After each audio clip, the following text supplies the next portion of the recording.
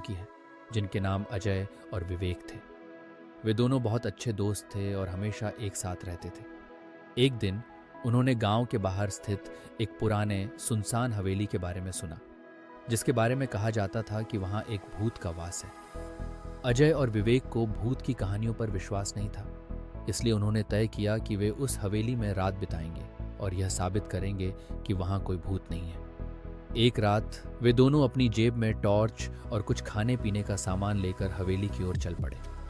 जब वे हवेली पहुंचे तो हवेली का माहौल ही कुछ अलग था। हवेली के पुराने दरवाजे और खिड़कियां हवा में हिल रही थीं और अंदर घना अंधेरा था।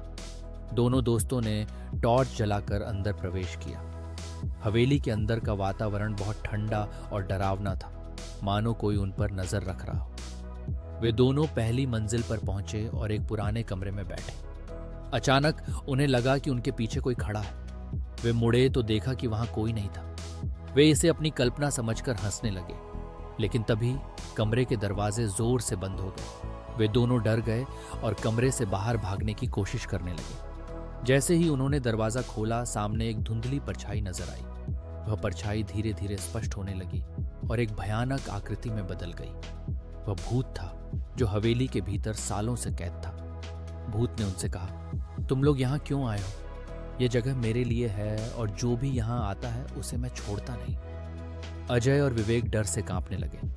उन्होंने भूत से माफी मांगी और कहा कि वे तुरंत हवेली से चले जाएंगे। भूत ने उन्हें देखा और कहा, तुम्हारी माफी तभी कबूल होगी जब तुम मेरे लिए एक काम करोगे।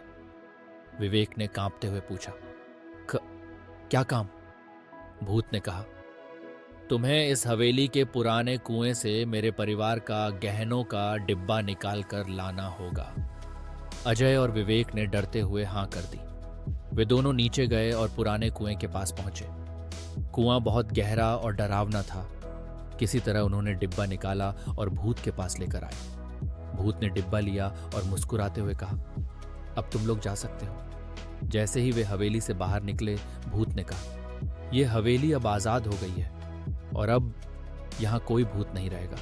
अजय और विवेक ने राहत की सांस ली और दौड़ते हुए गांव लौट आए। उसके बाद उन्होंने कभी भी किसी सुनसान जगह पर जाने की हिम्मत नहीं की और उन्हें जीवन भर वह रात याद रही।